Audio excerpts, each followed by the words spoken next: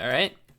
Hello, everyone. Welcome back to another Snowy Game Dev Daily. How we all doing?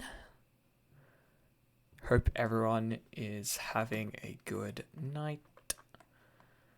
So yeah, what's on the agenda today? Well, I kind of don't have anything super planned. I think we're gonna look at a bunch of random stuff. And if I recall from yesterday, I wanted to actually do some programming, I think, soon in regards to actually making a new spell. So I think that's probably what we're going to be looking at. I'm going to do a bit of just debugging and polishing with the stuff we've currently got at the moment. So we'll do a little bit of that first, and then if we have time, we'll probably get started on actually designing and building a new spell. But let's pop back to the Unity scene. All right. So if I kick the game open for us, basically where we left off yesterday, we have our character. Our character can jump at variable heights, so that's something I want to work on. And then, yeah, this is kind of one of the big things I want to fix, which is pretty going to be very fast. But at the moment, we can jump into the walls here, which is not actually what we want. We shouldn't be able to do that, unsurprisingly. So we're just going to add some wall colliders onto these floors. And yeah, that should just hopefully resolve that issue, more or less. And then I don't know if there's anything else. Oh, I was thinking about trying to shift those sprites up. I'll see if I can do that as well, actually, so that the center of the sprite is the center of the face rather than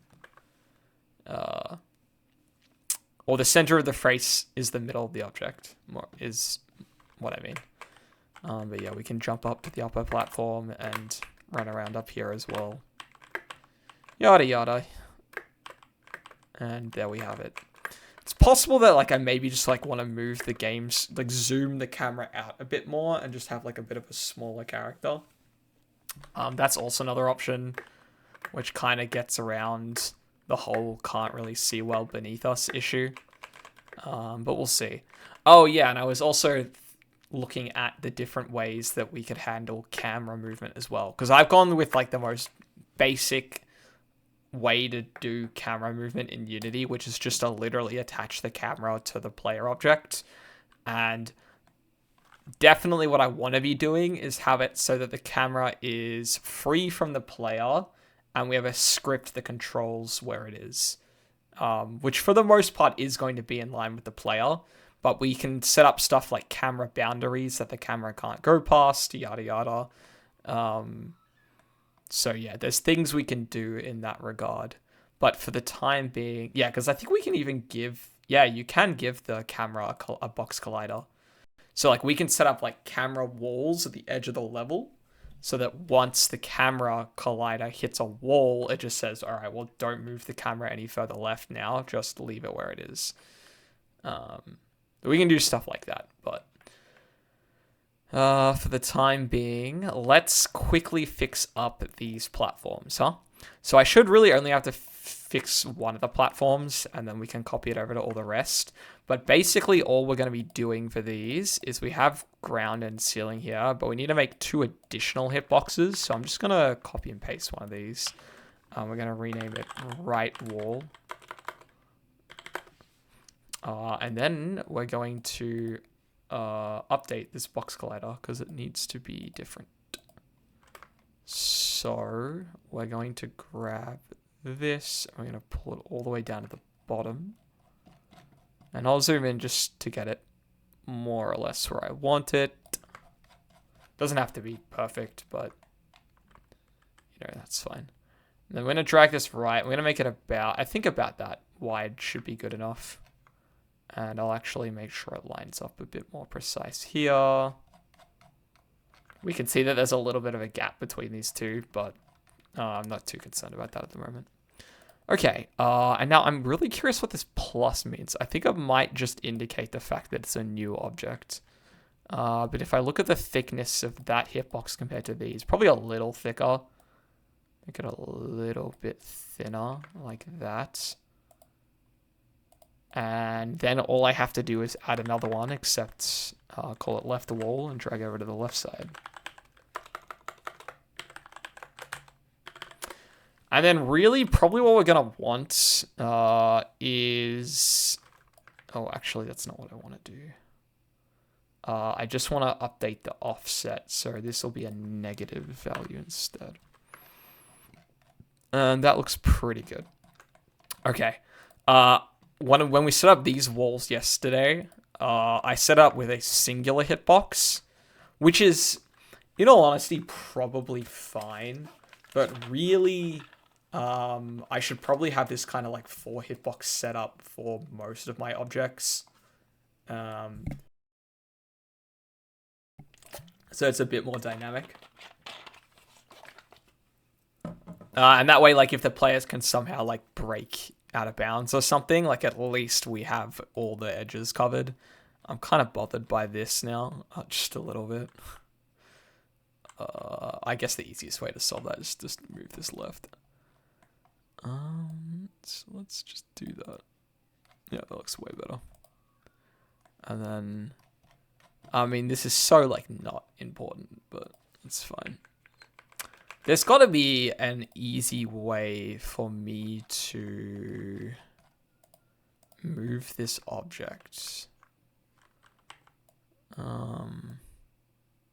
Rather than like using this slider. I wish I could just use arrow keys, but the arrow keys just moves it around.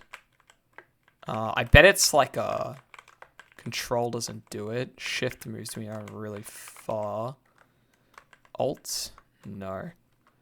I'm like almost certain there's a way to do it. I just don't know what it is. But anyway, that's fine. I'll probably just leave it as is, whatever. Doesn't matter that much. Okay, so we're going to override the platform prefab with this one that we've made. And then hopefully that should have updated all of these platforms. Looks like it's taking a little while. Yeah, and now we can see we have these additional wall hitboxes. Oh, actually, one thing I didn't do, I need to tag this with the wall layer. I forgot to do that. So right wall and left wall both need to have the wall layer on them. Okay. And now we'll update that again, and that should now properly be set up. So I look at this platform and we look at the walls. They both have the wall layers on them. And now, when we boot the game up, we should hopefully not be able to jump into these anymore, which looks like is working perfectly as intended. So that's cool. All right, so fix that problem. Yeah, lovely. Okay, so that's one issue done. What are the other things I want to look at? I want to look at the issue with the pea shooter colliding with stuff. Doesn't work when we like collide it with a wall, amongst other things. I probably want to like add a sprite for that wall too. I think would be nice. So we might try and give this pop-up wall a sprite. Don't know what I want to use right now. I guess we can try and use like a bit more of like a stony texture than kind of the dirt ones we have here, just to be a little more differentiated. So we can try that, I suppose. All right, so in that case, we'll pop over to MS Paint and we'll spin something up. So I'm actually trying to remember what size I used. Okay, what we'll do is we'll delete this black layer and we'll just resize the canvas. I think it was like about that size. Probably needs to be a little thinner than that, honestly. Maybe half. It's probably too thin. Yeah, I think that's kind of what we're expecting. All right, so I'm going to give this... do we want to make it like gray, like stone?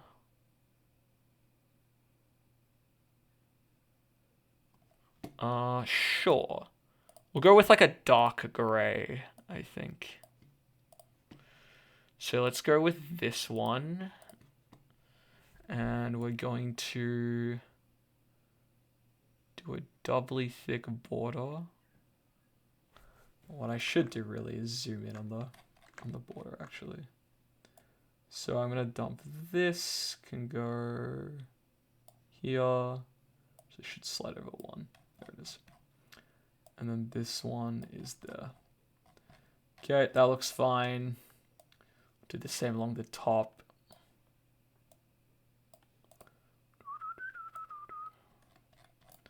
And we'll drag this down. Oh, I didn't like that. Why does it not like me scrolling? Don't know, but MS Paint's not a big fan. That looks good as well. And then we'll do it once more. So I'll add a second stroke. Needs to go one higher. Like that. That. Do one on this side as well.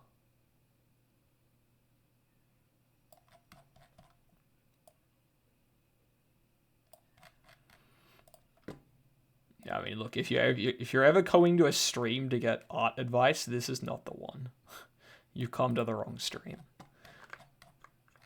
Okay. So we have a border now. I kind of want to use like a light gray inside, or a lighter gray, I should say. Probably lighter than that, honestly. Yeah, it's something like this. We just make it like a nice and simple color. And then I was like thinking of like adding patterns in as well. Yeah, okay. I'm just going to do something like really basic just to give it like a decent look, I guess. So we're going to use the square tool and we're just going to do this a bit. And I'm not going to get it perfect or anything, but that's fine. Just debating like how many of these I want.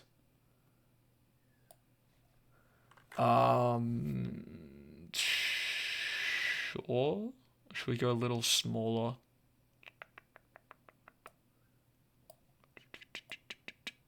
Yeah, maybe this is better. And I'll kick this off a little bit. Okay, it's not going to be perfectly symmetrical because I'm not that good. But that's fine. Drag this down just a smidge. Oh. Something I've noticed as well. I guess it must just be my mouse position, but my neck is not a big fan of doing art from this angle.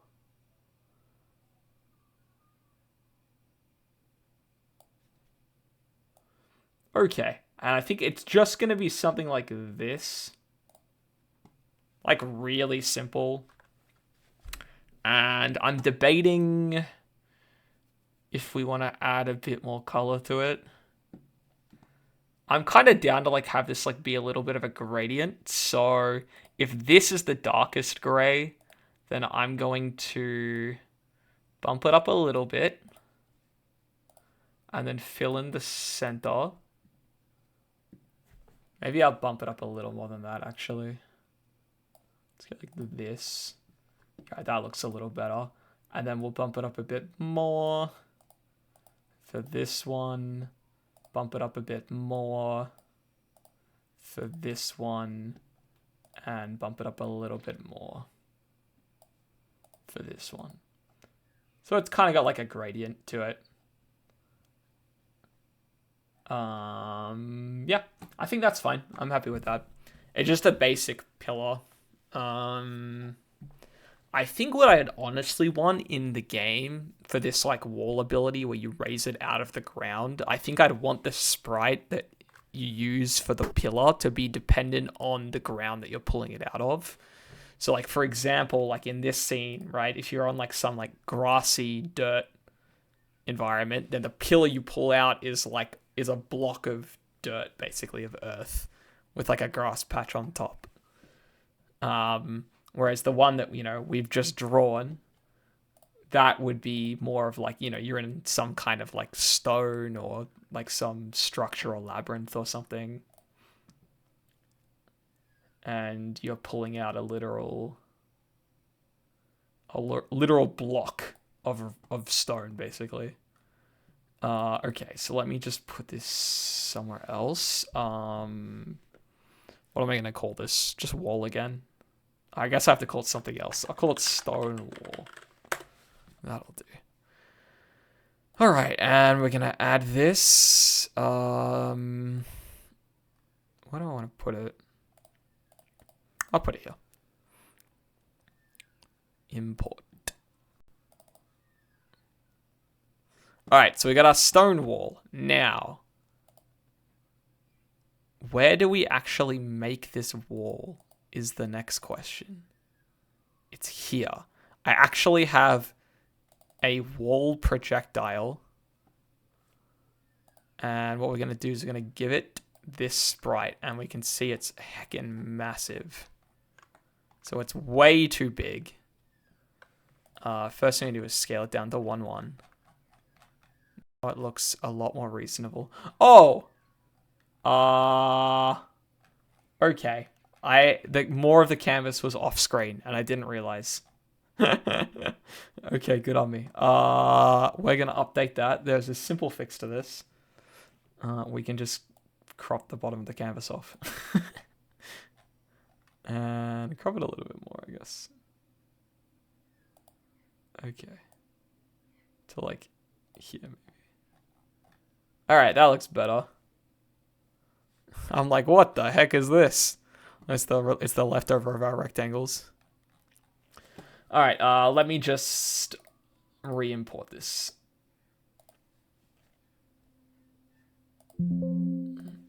Yes, I would like to override it, and I would like to re-import this.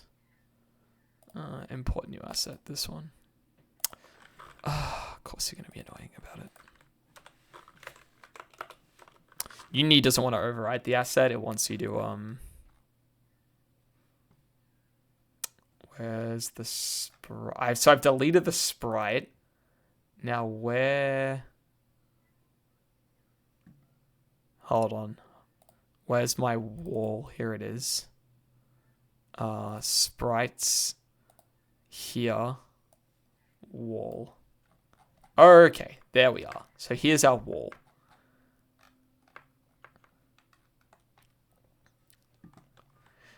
Alright, now the issue with this is, so what we're going to have to do to scale this to the actual game, we're going to have to go back to the game scene, and we're going to have to drag in an instance of this projectile. I love how I made it a projectile. Scene. Wait, how do I do this? Back.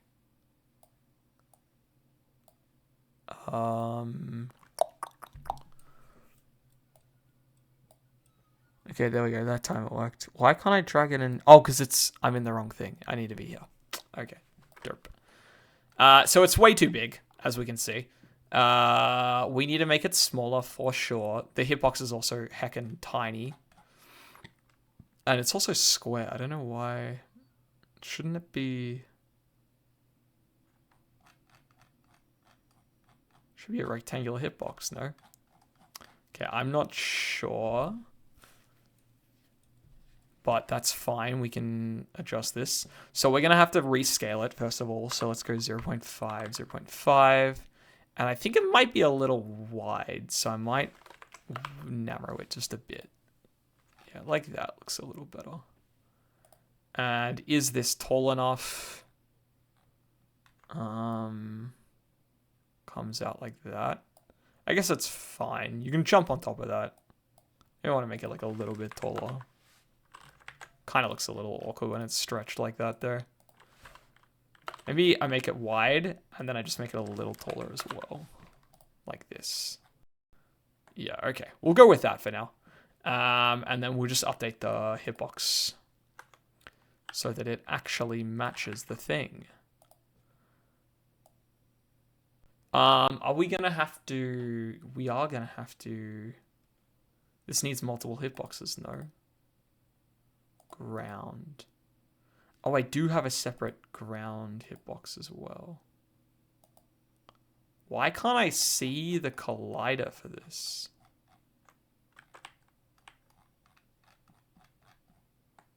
I don't know. Okay, weird. Where's my... Okay, what if I set the position to be 0, 0? Z negative 35. Okay, that's why I couldn't see it. Why was it Z negative 35? I have no idea, but that's fine. We're going to set the scale to 1, 1. Still way too small. I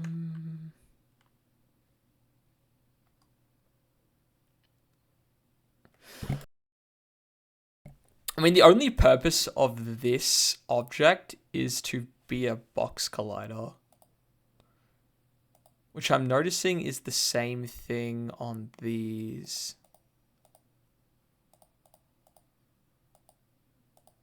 Do I want these to be separate objects? That's a good question, actually. I probably don't. I probably want them to all be on the platform. Like, just have the platform have multiple...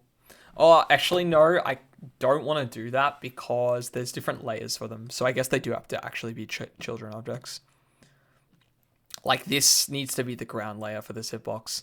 Okay, I'm going to drag this up. I think I'm not going to bother, though. I'll leave it at the same space, and I'll just give it vertical offset. So we'll put this hitbox at the top here. And we'll drag it to the side. I'll just do it approximately first, and we'll come back on a second pass and make it a little nicer. Okay. So it's about there. And on this side, it just needs to come in a little bit as well.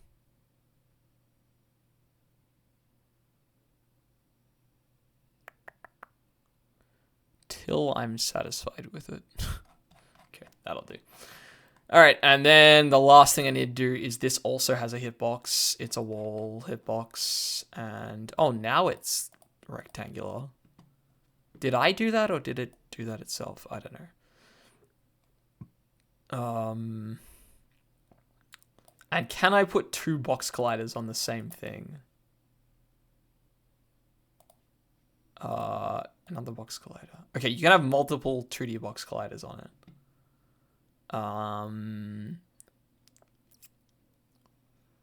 Which again, I probably... Okay, can I set the mask for this? Layer overrides. Include layers. Yeah, okay, you totally can.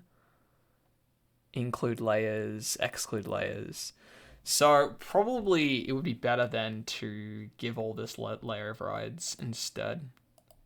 And have all the box colliders. Oh, do I want them to be separate? Kind of don't mind them being separate, to be honest. Okay, I'm gonna... I think I'm not gonna bother giving the wall a ground. A ceiling hitbox. That's kind of pointless. I just won't bother. But we will give it left and right wall. I'll have them be separate again. So this, drag it down, drag it left. Sure, that'll do. And I'll just pull this up. And we'll do the same thing for the right side. Which is actually way easier because I just invert the offset on the hitbox. Box collider 2D, where's the offset? Instead of having a negative offset, we have a positive offset. Boom, it's done. While we... and then lastly, we just make sure that these are tagged with wall layer masks. So wall, this is ground. We won't worry about having a ceiling. I'm going to rename this What if I drag it over the top, will it rename it? No, it won't rename it. Cool. Okay, and so I actually have... Yeah, I mean, that's fine. Whatever. Okay, so we can remove this wall from the scene now. And now when we actually go and do the wall spell, it should generate the new wall. I don't know how it's going to look, because I can't remember how I did the code for it. So it might look... Yeah, okay. So we can see that that maybe isn't the best.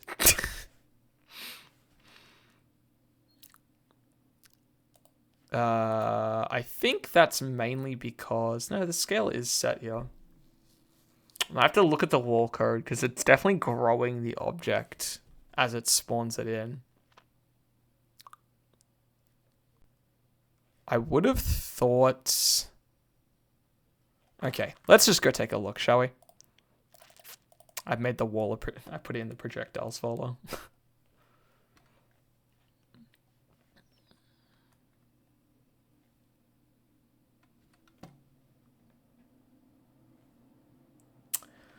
Okay, what do we have? Where are we actually creating the wall is the question. Start. Transform local scale. Here it is. Set the initial size of the wall. Max scale times size divided by max size.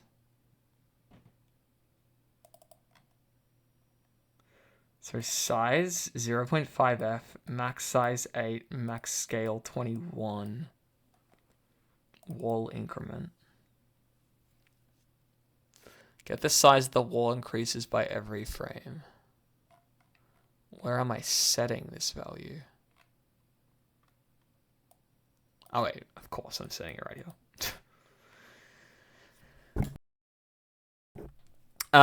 Okay, so... New vector 3 creates a new vector with given x, y component and sets it to 0. Right, so x is 7.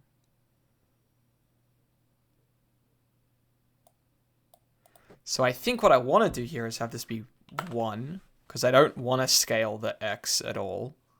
Okay, first things first, if I set this to 1 and we come back in here, is this going to now scale that size properly? And in fact, why am I...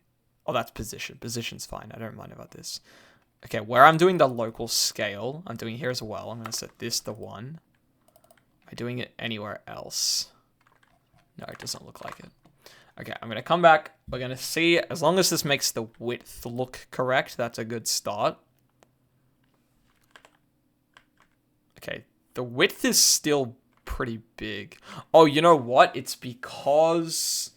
The scale in the editor for the X is 0.5. The scale for the prefab itself is 0.5. So I actually just don't want to change this value, which I can do by doing transform.localscale.x. I can do that. So we'll do the same thing over here. So now it should be consistent with whatever the prefab has it set as, which is just to say, hey, we don't want to update the X. Okay, that's good. So that's a good start. The next thing is, how the hell am I doing this stuff for the scale? And I got this to look good, apparently. Okay, start coroutine despawn. That just sets a timer that says when the wall's gonna run out, and if we look at the despawn, it'll literally say wait 5 seconds and then destroy the wall. So... Oh, you know what? I'm actually not showing the code. That would probably help. Alright, apologies, people. And it is just a silly, OBS problem. I don't know why OBS does that, but anyway. We can see the code now. Hooray. What were we looking at? We were looking at this local scale we were updating this local scale value, which is why the width was going like really big. So initially this value was actually just set to 7. I had it hard defaulted to 7. Then I was like, oh, well, that's wrong. We actually don't want to scale this at all because I've got this in the prefab as the correct size. So I set the 1. But the issue with this is that in the prefab for the wall, if I stop this and we go back to the wall prefab, which is in projectiles, this one. In the prefab for the wall, we manually setting the scale to 0.5. And I don't know. It's possible we could have scaled the sprite down instead. Sprite editor.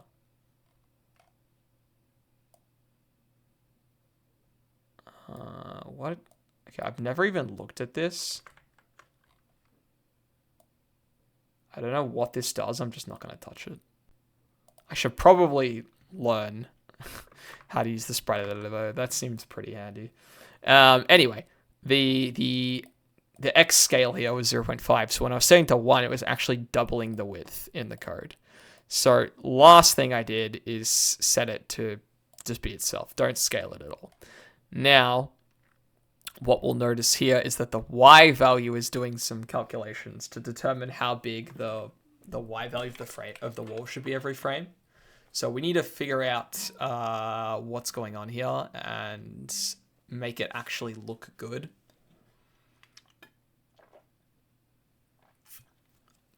So the first thing to note, I have some values set here and I don't want these. So I think I want the max size to be 0.6. And the max scale, where is this doing stuff? Okay, I don't know what the scale does. The size, though, that I want is 0.6 for sure. Size divided by max size. F. This needs an F. So the size is 0.5. So I think this is what I want the size to start at. So let's say we want to start at like 1/10 of the size, like 0.06.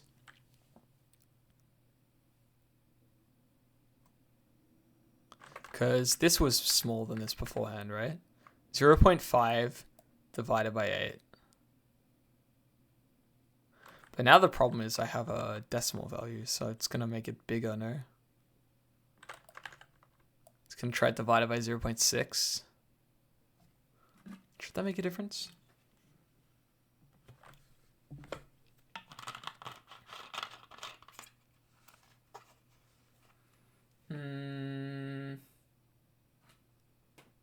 No, maybe I'm fine. Okay, I don't know. I'm gonna look at this and see how it works. So I'm gonna have the. I think this is the low size and this is the high size. And the scale, I believe, is how much we want it to increase. Max scale times this by this. And where else am I using it? Let's double check again. So basically the start and the update are effectively doing the same thing. In fact, I think they are doing literally the same thing. So what I should be doing is setting this to a function that calls it, which I probably will. Temp is equal to transform.position.y. So this is just setting the initial scale and position of the wall. Wall increment. Okay, they are doing some different stuff. This is like this is getting the raycast. I mean, a bunch of this stuff I could put at the top though. Like this physics box cast is the exact same, I'm pretty sure. I don't think I have to touch any of this. This does have to happen after this stuff though. Why What do I use if not the wall? Oh, because once I get the wall increment once, I don't have to use it again. I don't have to set it again because it's static. The wall increment's always the same. Okay, the scale we're going to... But the scale never changes, right? So what's actually changing? Set a temporary value for the previous height of the wall. Change the height of the wall. Isn't this the same thing? Transform.local scale is equal to a new vector 3 max scale times size divided by max size. I'm adding to size here. And I'm literally adding 1, which is not going to work in this case anymore. So what I want to add is... I want to add max size divided by 10. Because that's effectively what size is, right? And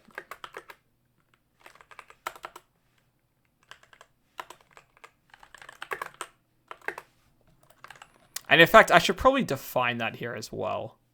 Max size is just equal to... Because then I should only have to define one thing. Because I can define size up here as max size divided by 10 as well.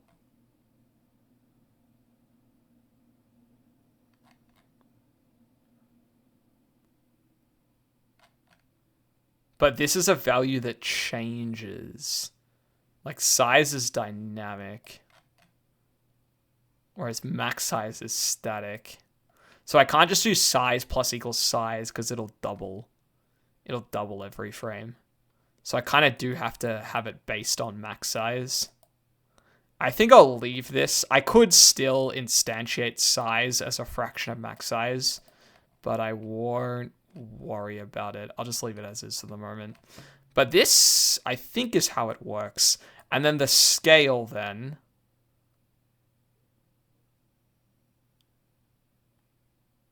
I think I don't want to scale because I'm doing it myself. I think this scale value was me just defining a way to multiply this value, but now I'm just setting this value correctly. So I think I can just do size divided by max size like that. And then we're going to see, because this is probably going to look horrendous. I think this is not going to work at all because my math's bad. But we'll give it a look, see what happens. It's not far off. It's actually not far off. It got to the right height, but we can see that it expands downwards, which is not what we want. The rest was good, though. So it's going... It might just be because the size of the wall... It's like the wall above the ground's correct. It's just expanding below it, which I don't want. But like that's pretty much the size I'm expecting. So why? Interesting. Okay. So we're expanding downwards, which means that our Y position isn't being set properly. So the transformed dot position is equal to the new vector. Oh, actually, let's look at the updated position. X. So don't change the X position, which is fine. Y plus get component box collider 2D bounds.size.y divided by 2. So why doesn't this work?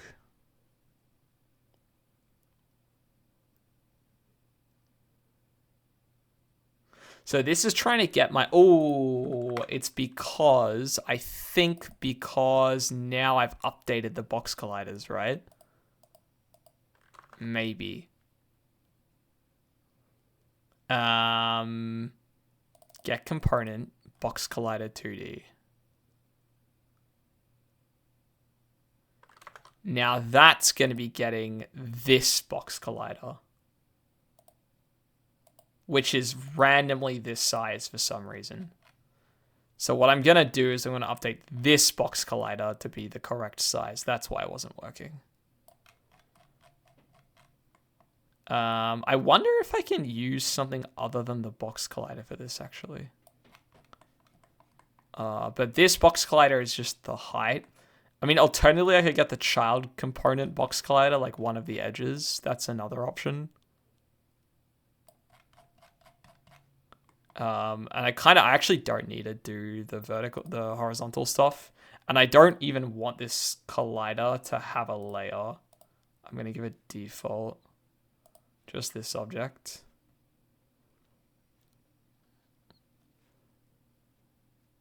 And then we'll back out. And I think that should now scale properly. So it might be too big, but it shouldn't go beneath the floor now. Okay, which is exactly what I was expecting. So it's still way too tall, but it doesn't go beneath the floor. So it's generating correctly, which is good. What's not good is it goes way too high. Now, my question is why it looks really stretched, like the Y value is going way too big. And I'm not sure why, because it should stop at 0.6. Okay, I don't know if... Alright, I will get good at this, I swear. I keep forgetting to swap scenes, but this is what we see right now. We generate the wall, and the wall is just too big. It's cool that we can, bigger wall still correctly pushes us up. That's neat. Oh, that doesn't look great on the dummy. Is that how they all work? Yeah, okay. I don't know what's going on there, but I'm not too concerned. Alright, and I can use this to jump up to the top like that. But the big wall's not what I want. I want the wall to be smaller. So the question is, why is the wall so big? I've set the max size to be 0.6. And for some reason, 0.6, it's either not stopping there. I'm going to say less than or equal to is probably what I should be using. But that should only be accounting for... Like, it wouldn't be that much of a difference. Even with that less than or equal to. Yeah, like, it'll be stopping at a frame sooner, so it'll be slightly smaller, but not by that much of a noticeable amount. So it thinks that the size of this game object right now, and in fact, I can use the pause button to pause the game. And having paused the game, I should be able to view this wall clone. And we can see the scale of this, the Y scale is 1.1. Which is interesting because why? Why is at 1.1 here? Not what I want to have happen. Yeah, it's 1.1. All right, this is something I'm gonna have to work on as a streamer. We need to get the scene stuff sorted. I'm pretty bad. Apologies. I've had the wrong windows up of like half the stream. Okay, so for some reason, it's not stopping at 0.6. Now, this update script is what sets the size. Now, we should look at the scale. It's size divided by max size. Okay, so it just is this calculation that's wrong. We're winning. We're coding. We're coding, potato. Welcome. We're trying to do math right now. Everyone's favorite. And I actually think... Why am I even doing a division here? I think there's no reason that I should be doing a division here. I don't know why I was doing one previously, but I think I can just do size. Alright, we're winning if this works properly, potato. If I spawn this wall in, and it's the correct size, we're winning. Oh my god, we're winning. Look at that. Alright, so we can shoot walls out of the ground now, like so. And we can stand on them, and we can do all this stuff, and we can use them to get a bit more height. And make it up to the top platform. Wowee, look at that. That's crazy. You can't like boost off the wall to get additional height. I don't know if I'll make something like that. Why do these not go up by the correct amount? That's what I'm wondering. These things apparently dislike the wall. Let me take a quick look. Where's the hip? The hitbox is in the right spot, right? Dummy, box collider, edit. Could be something weird to do with how I'm setting the position, I think. I can try adjust this a little later, maybe. Maybe we look at it right now, actually. All right, so let's take a look at this. So this push all entities on top of the wall is where I do the pushing. Now, this is not setting the value properly either.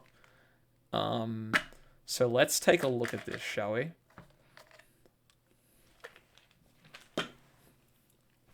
So what are we actually doing here? H.transform position. So first of all, we do a box cast to get all the entities between us. Oh, well, not between us, between where the wall was in the previous frame and where it's going to the next frame. And then we're saying, hey, we want to push all these entities above the wall. Now, for each entity, we're going to set that transform position. We're not going to adjust their X position. It's going to stay the same, but we do want to update their Y position. And I have this magical divided by 1.8f. And this is probably the thing that it's not a fan of. Why am I doing a divide 1.8f? Is the question.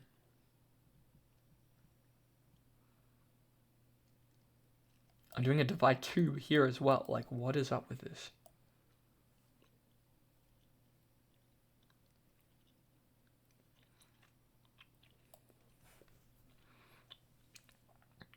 Okay, first of all, let me see this box cast function. Origin, size, angle. Okay, it's an angle. Origin. No, that is the size. The angle is up.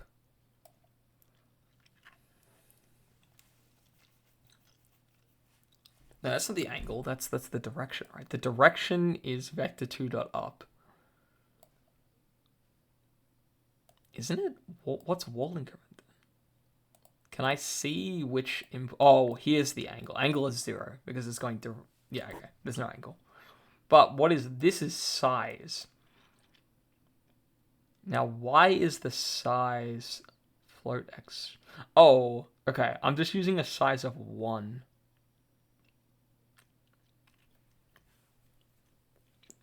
But I feel like this is not what I should use either. Because this should be the width of the wall, probably. Like, it should be this with an X, except then I'd have to update the box again.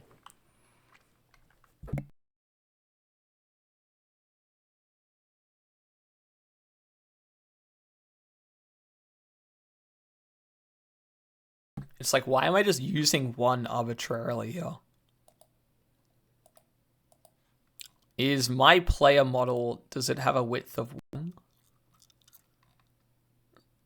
It might. Yeah, I think it literally does. It's a little less wide than 1, actually. Oh no, but it's the wall model that matters, not the player. The wall model, well, now I've changed the size of it, actually. It might have had a width of 1 before. But like, can I spawn the wall in myself is a good question. Yeah, see, I can like that. Okay, so in that case, oh, I don't know if that was showing actually. I should be able to demo that again. I don't know how precise that was. So if I spawn the wall like here, yeah, see how we're like inside of it? It's not pushing us up. Because the box cast that I'm using is using a width of 1, or it needs to use a width of the box collider's X size. And we're doing this in 2 spots. It also does it here. And then all I need to do on top of this now is I need to go back into Unity And we need to update this wall prefab again because this box collider I do actually have to change the width of now. And once I do this, it should no longer do the same crap it was doing before.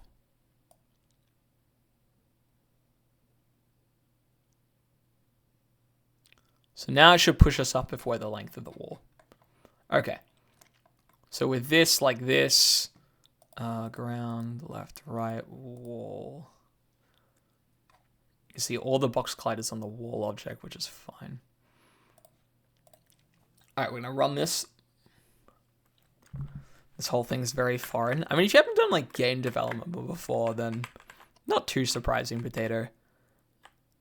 See that? Okay, so now it's actually pushing us up. Even if we're right on the edge, you can see it pushes us up now. We can't like clip into the wall. Basically, all we're trying to do here, potato, is I can spawn this wall object that shoots up out of the ground. And one part of the wall object is that if you shoot it up underneath something, like say one of these guys, it should push them up as well. Or in this case, it should push myself up. Now, the way it actually does the pushing up is it, like, shoots... Yeah, Earthbender, pretty much. It shoots, like, a little box. Like, every frame, the wall gets bigger by a certain amount. In fact, this is literally what my MS Paint scene's for. I should be using it. Okay, so... Let me make a new canvas. Don't save this. 60. Okay. Sorry, let me quickly demo. Wrong one. This one. Okay, so we have this wall object, and every frame, the wall object gets slightly bigger, right? So this is like frame 1, the wall, and then this is like frame 2, the wall, and then this is like frame 3, the wall, right? So every frame it gets a little bit bigger. Now, how much bigger it gets is this gap right here. And so basically between each frame, all we need to do is we need to check everything that's in this space. And we see, hey, was there anything in this space? If there was, like let's say my player is standing right here. Hey, I'm the player. I'm standing in thin air. I'm floating. Then the next frame, I need to now push my player so that I'm here. Because if I didn't push my player, then my player would stay at the same height, and the player would look like this. And it would be really dumb. Yeah? Like, that's not what we want. We want the player to be on top of the platform. Now, the issue that I was having is that this red box here that was doing this check to see what was in the space, it wasn't actually the width of the wall. It was just a random value I had set, which was actually closer to like this width. It was like a static value, which meant that if my player was standing like here, then you'd get the same thing where it wouldn't get pushed up, and then the player would end up like half in the wall like this. I'd be sad. And so that's not good. So all we did was just this little red box here that does the check to see what's above the wall. We just made it the same width as the wall. So now if I come back and I change the width of the wall for whatever reason, like let's say I wanted to make the wall like twice as wide, it's going to dynamically do a check that is twice as wide as the wall. It won't, like, if I make the wall double wide, it won't do the same width check here. It'll actually check how wide the wall is. So yeah, that's how that's working. So that's cool. So we fixed that issue. Now, the chat's like kind of rough to read. I might have to update the text, the font color or something. I'll do that a little later. So now another thing that I've noticed is these guys here, right? They don't kind of push up properly. See how they're like inside the wall? It's because the vertical value that I'm using to place the player. So say my player's here in one frame. Actually, I'll say that he's standing on the wall, right? He's standing on the wall in this frame.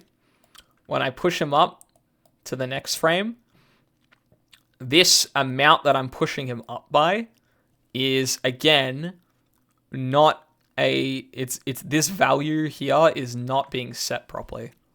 So we need to figure out now why that is the case. Why is it not being set properly? So where we set the value here is this transform position. And in fact, we do it first. It's actually this transform position. So this gets all the entities and it pushes them up. And what we'll notice here in this push up thing is that we do this random division for some reason. And I don't know why, because we shouldn't do that. So I'm probably just going to see what happens if I remove this. And as well with this physics, this box cast origin. Oh, actually, this is fine. This is saying transform.position.y. So I think this gets the... So this is the origin. So this, okay. So this is this box cast all. This is equivalent to the box. It's this box that we're trying to shoot. It's this red box. Now I'm trying to figure out exactly what these values correspond to. So X is just saying use the same X position. So that's fine. We kind of ignore this. What we care about is transform.position.y. Now, I don't remember exactly where this is going to point to. I think this might point to the top of the object. Now, the box collider 2D, y divided by 2, I do know this value. This size is literally the size of the object. And then divided by 2 is the halfway point. So this is half the height of the wall, basically, is what this is saying. So we're getting some value here, and then we're subtracting half the height of the wall. Now, I don't know if that's correct.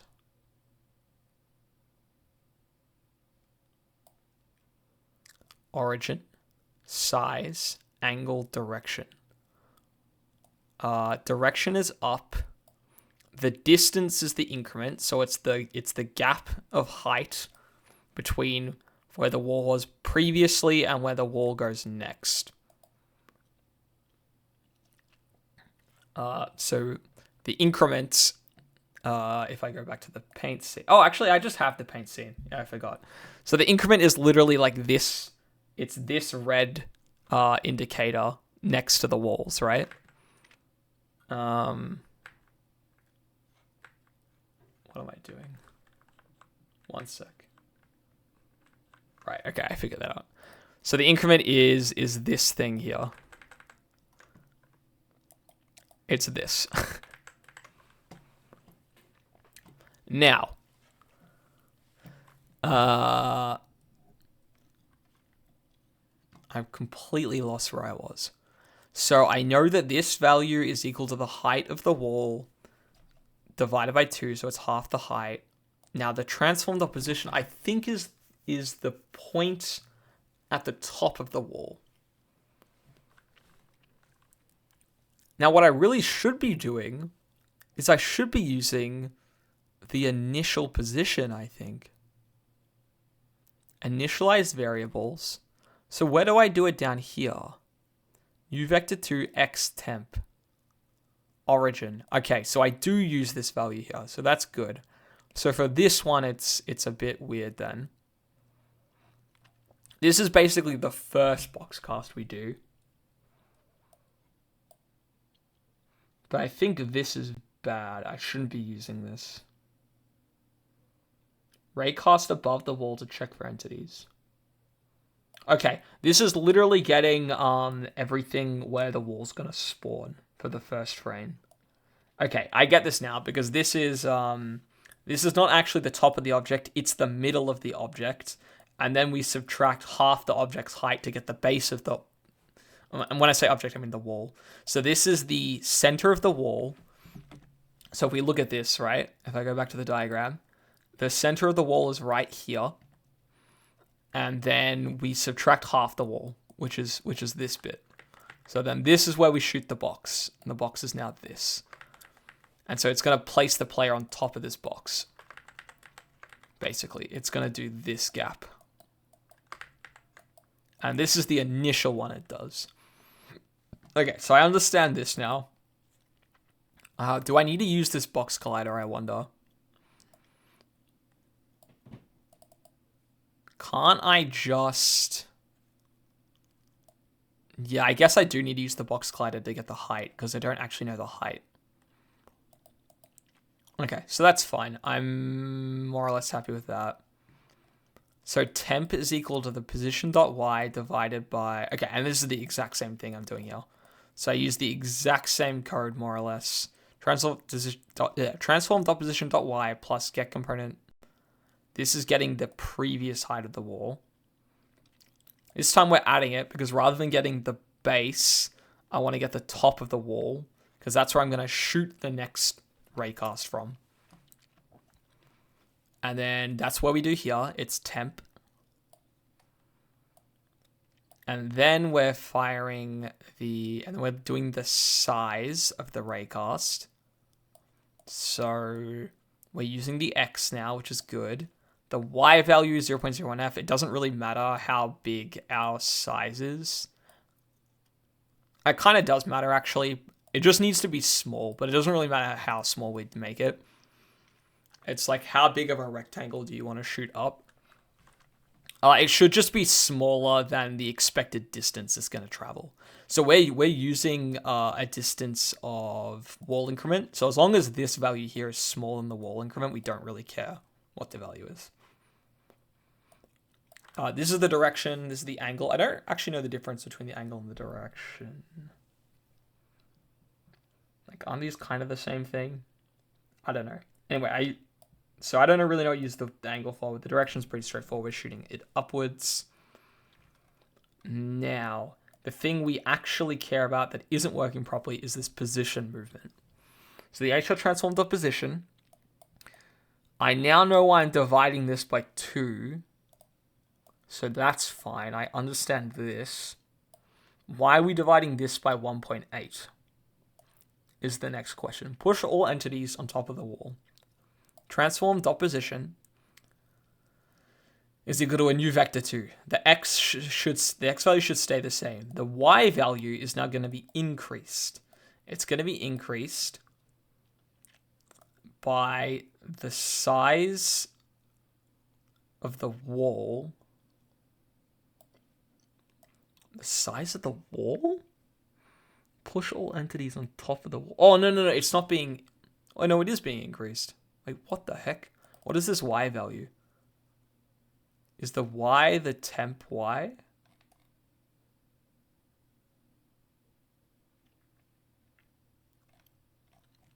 Where is y declared? Y is declared here.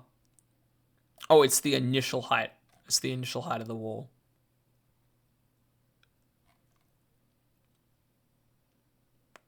Why am I using the initial height? What? Y plus...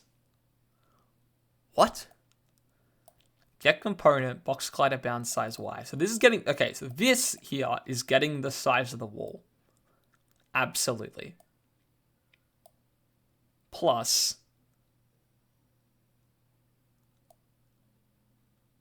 This is the size... Okay, I understand why it's not working properly then for the enemy sprite. Okay, that's fine.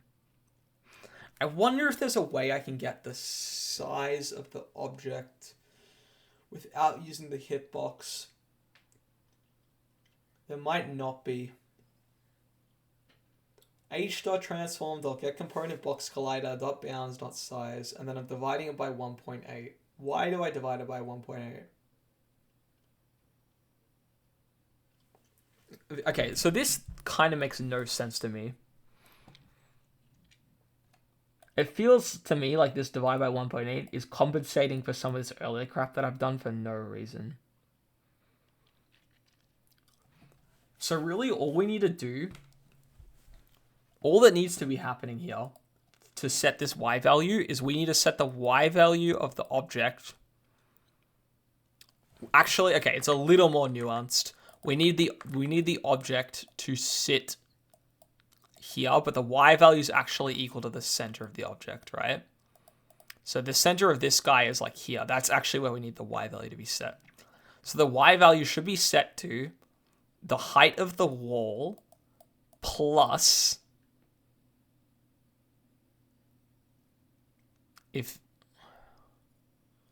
plus another half the height of the entity, basically.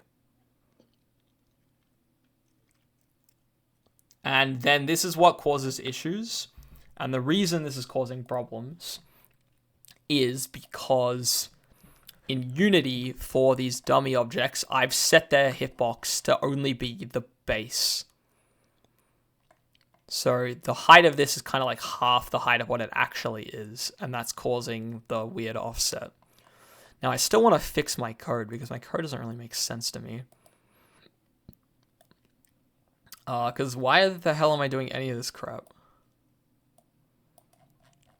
Again, the Y float is here. This is an initial. I don't care what the initial is. What I care about is the current height of the wall. And the current height of the wall is going to be equal to this. So just use that.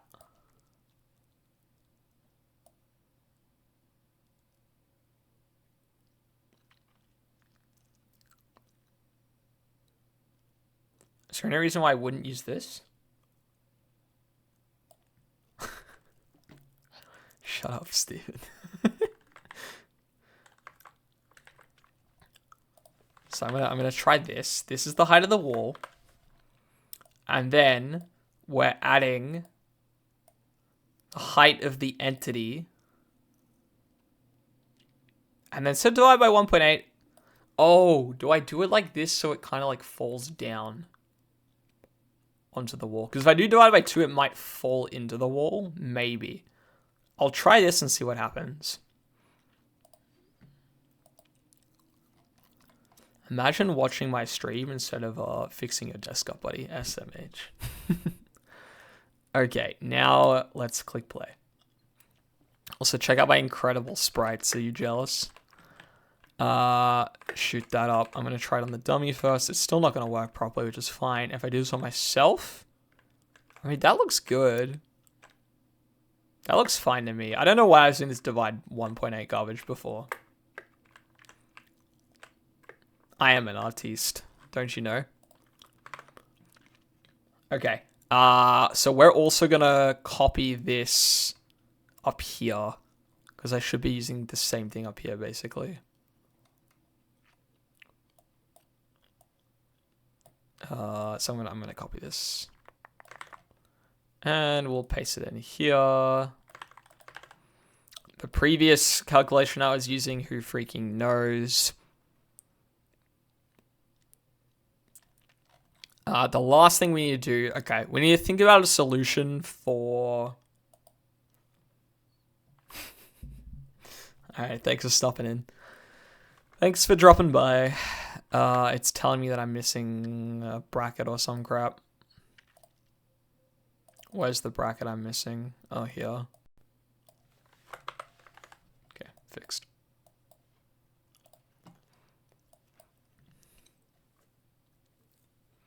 Now, okay. Yeah,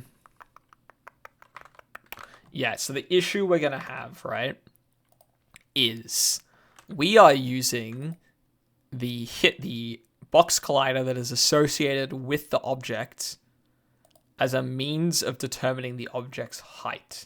We're basing it on their box collider.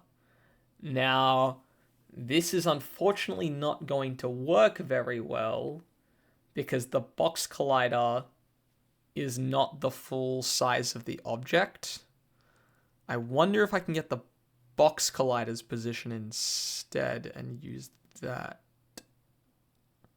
Because that would work. Alternatively, I can figure out a way to offset the sprite and then center the box collider. That's another option. Sprite sort point, pivot, center.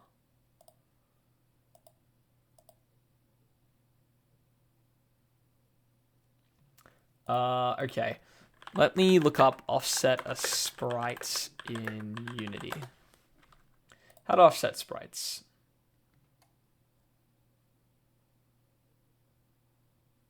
Oh, okay. So I can actually put the sprite on a child object, and then I can offset that. That's probably gonna be the easiest way to go about it. I actually kind of like that solution. That's pretty easy. So basically all we do is we make a new 2D object underneath it. You can copy all these dummy properties and just paste in a proper sprite later, right? Yeah, exactly, Potato. We could completely interchange these sprites out. I mean, kind of the more interesting stuff is like adding animations and stuff, and like that takes a bit more, well, a lot more effort. How do I... So I want to make an empty game object here. And then all I'm going to do is I want to take this box collider. No, not the box collider, actually. I want to take the sprite renderer. And I want to put it on the thing underneath. Copy component. Can I paste the component? Paste component as new. And I'm going to come back up here. I'm going to now remove... Well, actually, first things first, why is this 0, 0, and then I set the scale to 1, 1. Should be 0 as well. This is 1. Okay, come back to the dummy. I'm going to now remove this sprite renderer. Okay, and now what we can do is we can... am I actually... Okay, I'm actually displaying this. That's good. We can remove the Y offset on the hitbox like so, and now we can actually give the sprite, which I should probably label sprite, we can give this sprite an offset so that it lines up with, ooh, why do I still have 2 sprites? Thought I removed this. Okay, there we go, fixed. So what I need to have happen now is I need that this hitbox has to align with this sprite. I think it was like 0.85 or something. Well, it's kind of annoying.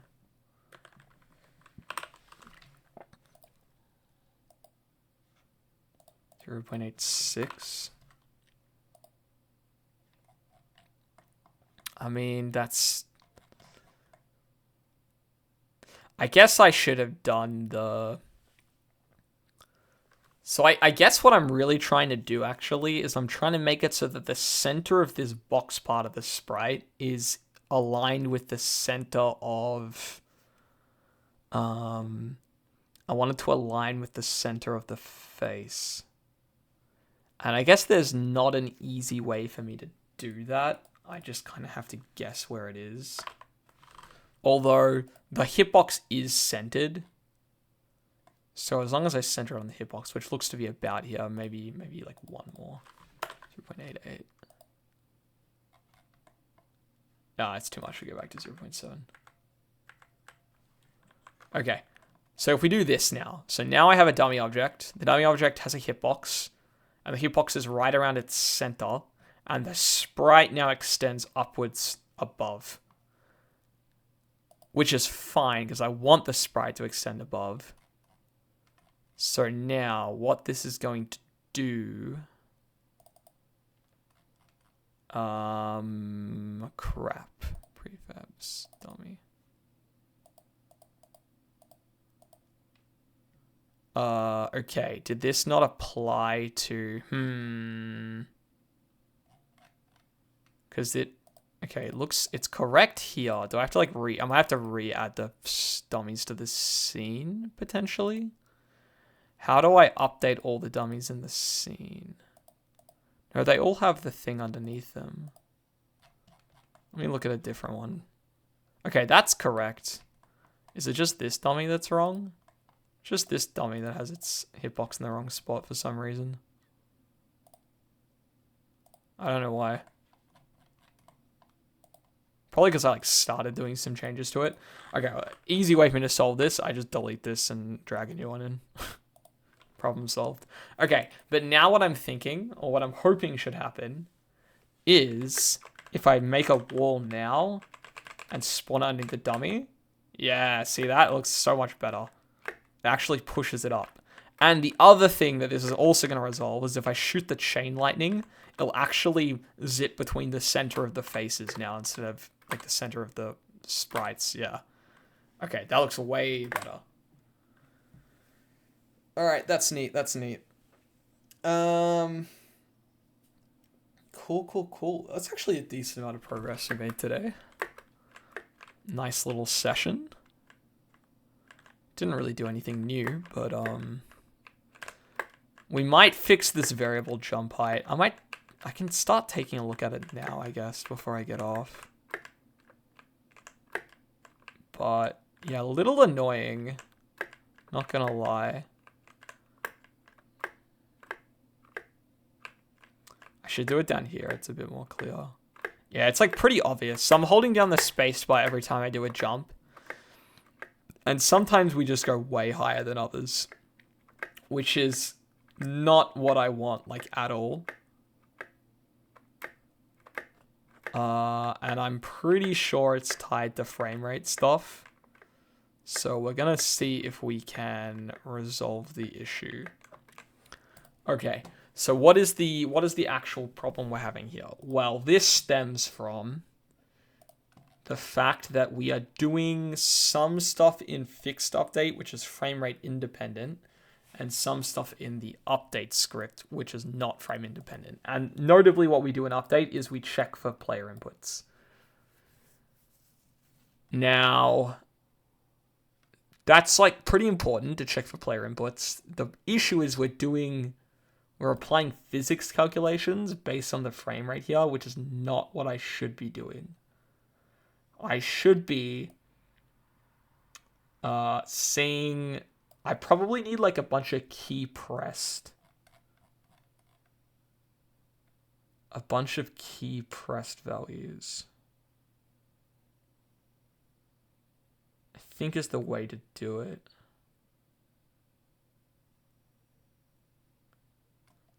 Get key. This is just checks that the key's down. Okay. So I'm going to try this and see how it goes. So where am I doing, where do I have my keys? These ones. I'm going to call these, if these are key inputs, I'm going to have a bunch of corresponding key checks. Key inputs and key checks. So I'm going to have a public keycode left key. I'm going to have a public bool left key. I guess it's going to be left key active. And we're basically just going to copy this for every single key that we're using.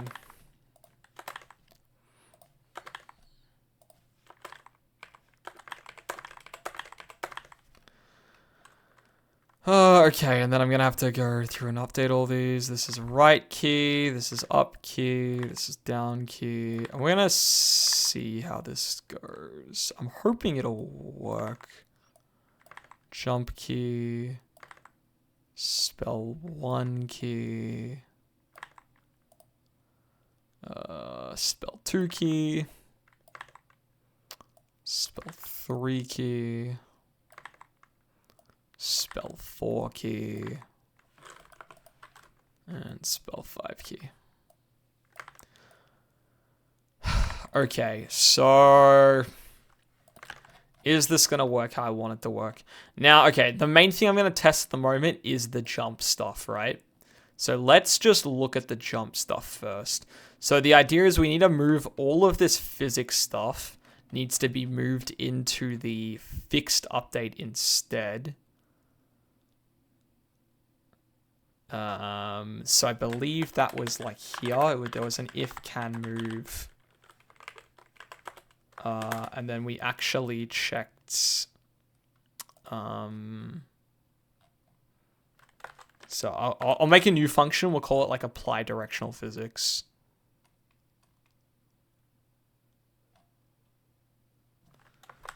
Apply input physics. We'll call it that. And then we're just going to make a new thing that does that. So we'll have a private void. Private void. So a new function that is apply input physics. And the first thing I'm going to have this do, because we're really just testing this against the jump key, first of all, is we're going to try moving all of this jump logic, which is these two blocks. We're going to move into here. And then rather than using input.getKey jump key, we're going to use... Well, here's another issue. We have getKey and we have getKey down.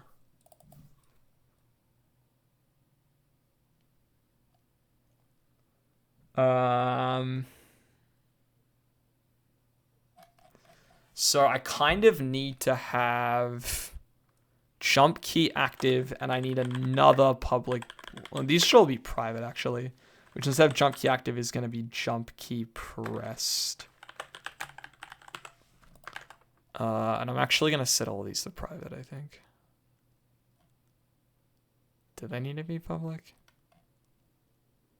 I don't think so. I'll leave it now, whatever. It's fine. We can change it later. So apply input physics. That's all we're going to do here. And now we're going to, instead of using these, we're going to use jump key pressed. And here it's going to be... Actually, this is jump key press, sorry. This is jump key press, and this is jump key active. Actually, these are kind of... I want jump key... Okay, I'm going to say pressed and... Bear with me. Bear with me. I'm going to use pressed and held instead of active. I think pressed and held is a bit more clear. You are going to be held. This is pressed, pressed, pressed, pressed, pressed. Okay, lovely. So I'm going to leave it like this. And this is going to be jump key pressed, and this one's going to be jump key held. So if we press the jump key, initiate a jump. If we're holding a jump key and we're not on the ground... Wait, actually I lied. It's the other way around. This is pressed and this is held. So if we press the jump key and we're on the ground, then do a jump or initiate a jump. And if we are holding the jump key and we're jumping and we are below the jump height, then continue to rise or continue to ignore gravity, basically. Otherwise, we're no longer jumping. Now, what I'm going to do here is I'm basically just going to remove most of this stuff with this, and it's just going to be jump key, get key. So this is the this is pressed.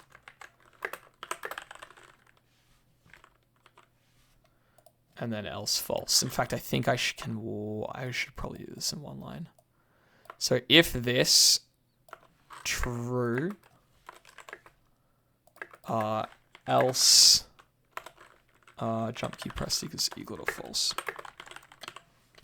Yeah, it's a little cleaner for these kind of expressions to just do them in one line. And then the same thing basically for get key down. Except this is going to be jump key held. Okay, and so we're going to use these booleans that we set in the check inputs, but we're actually going to do the physics as part of the fixed update. So we get the key inputs in the in the update, but we apply the physics in the fixed update. And we're going to see if this works. So I'm just doing this for the jump stuff at the moment. In fact, I shouldn't delete everything I've already got. Let me just quickly undo all this stuff. We'll come back to this. Okay, so that's fine. What I'm going to do is... I'm just going to copy all of this stuff real fast. And then we will...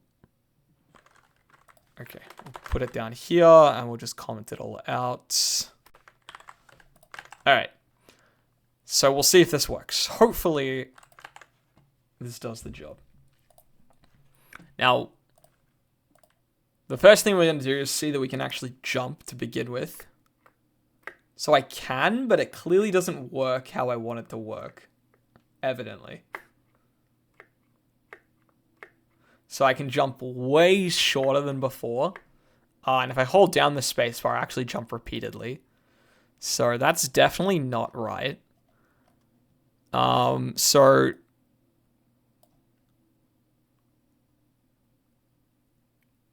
Okay, I'm actually realizing that I don't even have to make this an if statement. This is kind of dumb because the input get key is outputting a boolean anyway.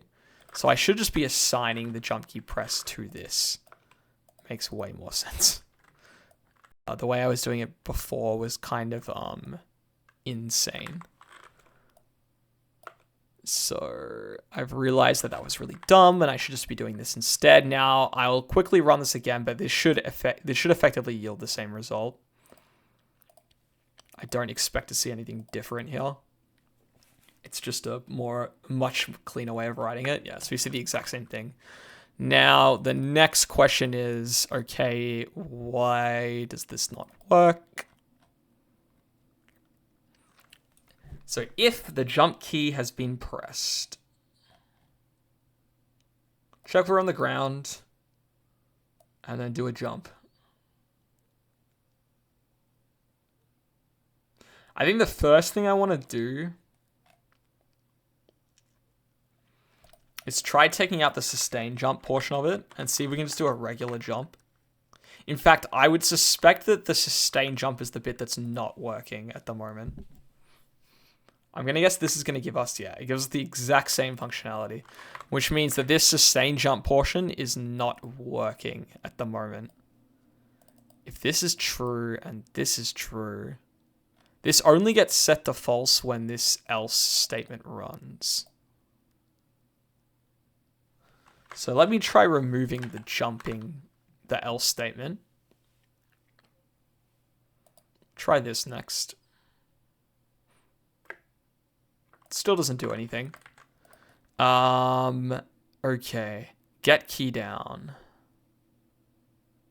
Oh, you know what? I think I just have these the wrong way around. I absolutely do. Good on me. Alright, it's probably all it was. Pressed is down and held is get key.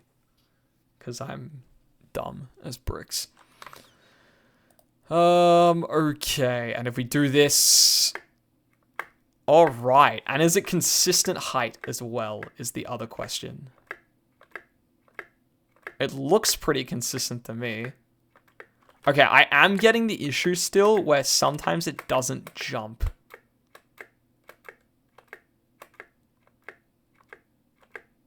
Yeah, why does it do that? That's really annoying, actually. It's because I'm getting two rounds. Okay, so like what happens here is sometimes I press the jump button and in check inputs, it gets the key down press input, but it doesn't, basically it's running check inputs twice before it runs the fixed update. The update's getting run twice before the fixed update does. So it's like not getting registered. There's probably an easy way to solve this.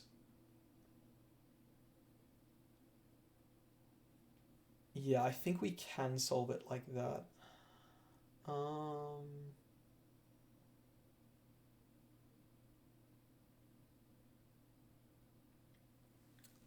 Okay, so like what I can do is I can have that when the check inputs runs, basically whenever check inputs runs, it sets a value that says we have checked inputs. But the inputs haven't actually been acted upon yet. And then what I can do is that once fixed update runs, I can clear that. I can say, yes, now they have been acted upon, and we can clear. And for several of these options, like pressed, I cannot set it to false if it hasn't been cleared yet. So if it hasn't been read by the fixed update, then don't set it to false yet because it just hasn't been read yet. So that would theoretically solve the issue. That's probably the way to do it.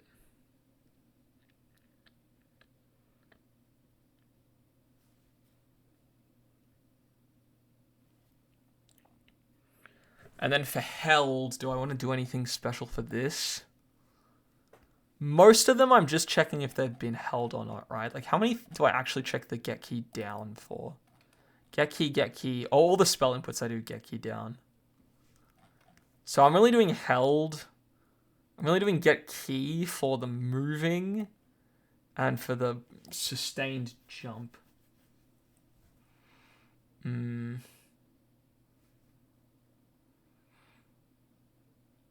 Alright, I think this is something I can work on finishing tomorrow because I kind of want to hop off pretty soon. But I do know what I want to do for this. We're just going to have like a buffer that makes sure that all the key inputs have been read before it can clear them. And that's mainly relevant for the get key down values, for these pressed ones. Because again, what's happening, this function's getting ran twice before it actually goes and checks that they've been done. And the way the get key down function works is it returns true only if you pressed the key that frame. So what's happening is I'll press the jump key, the first frame, it sets it to true, but before it has time to run the jump check, it runs another frame instead. And that additional frame is setting it to false because it's no longer the first frame being held. Basically, the frame rate that I'm running the game at is too quick. The fixed update doesn't have time to read the input for the pressed value. So it clears it. It clears it and doesn't register the press. Which is interesting, but at least I understand how it works. So again, an easy way to resolve this is just to not set this value to false if the fixed update hasn't actually tried to read the inputs yet. So you kind of have a buffer. You have every frame that your computer runs the game, it's checking for inputs, but then the game itself will only read those inputs at a fixed frame rate. So you need to wait until that fixed frame rate's done before you allow those inputs to be cleared.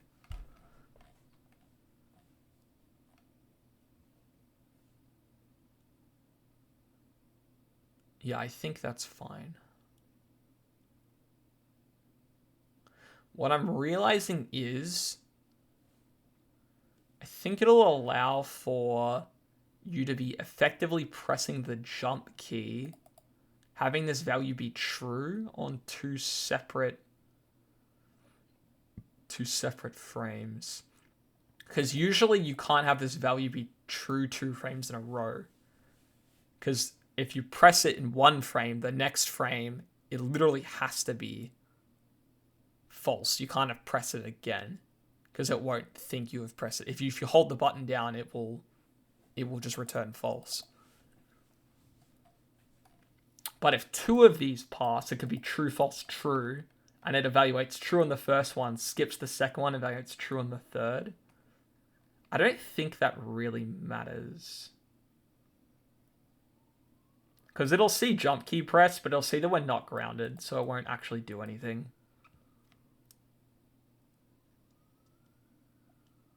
So I think it's fine. Anyway, I can tinker around with this tomorrow and see how that goes. So we'll be back. Tomorrow we'll do a little more cleanup. Yeah, I have some null reference stuff I have to look into too that I still haven't gotten around to. Just for collisions. So we'll probably take a look at that as well. But decent amount of physics stuff today. What else did we get done? Yeah, we did some physics stuff. We updated the wall. Made the wall sprite, made it actually correctly lift the player and objects and whatnot. I'd like to... Boing. And yeah, I learned how to properly offset these sprites so that they work correctly. So that's cool as well. Whew.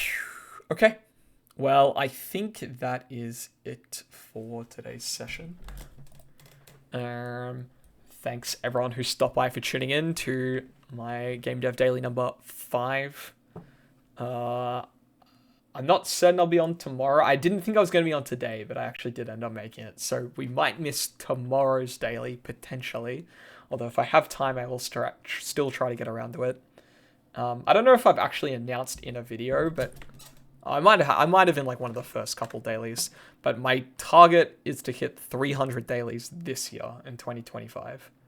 So we've already done 5 of them. That's cool. Only another 295 to go. You know, we're a good 60th of the way there.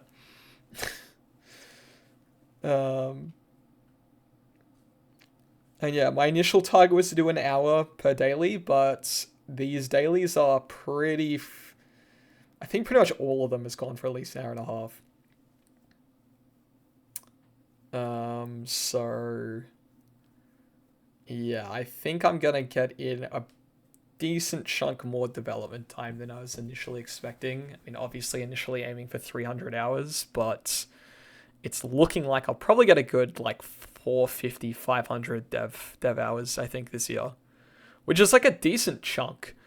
Although, you know, still messing around with plenty of stream technical difficulties as we do it, but that'll hopefully ease up a bit as I go and I get more used to the layouts and setting stuff up. But yes, thanks everyone who stopped by for tuning in. Thanks, Potato. I will catch you all in the next daily and have a good one. Catch up.